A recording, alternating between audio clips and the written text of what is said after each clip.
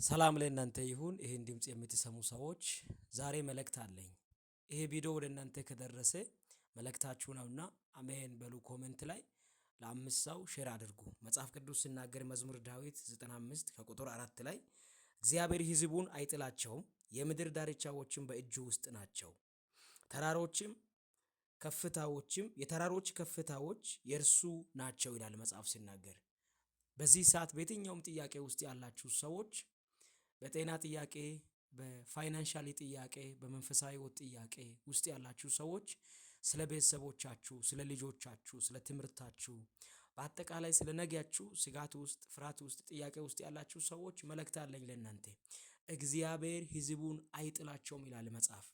ደካማ ልትሆኑ ትችላላችሁ። ገንዘብ ላይኖራችሁ ይችላል። መንፈሳዊ ሕይወታችሁ ድካም ውስጥ ሊሆን ይችላል። ካላችሁበት ድካም ውስጥ፣ ካላችሁበት ጥያቄ ውስጥ እግዚአብሔር በዚህ ቃል ኃይል ያወጣችኋል።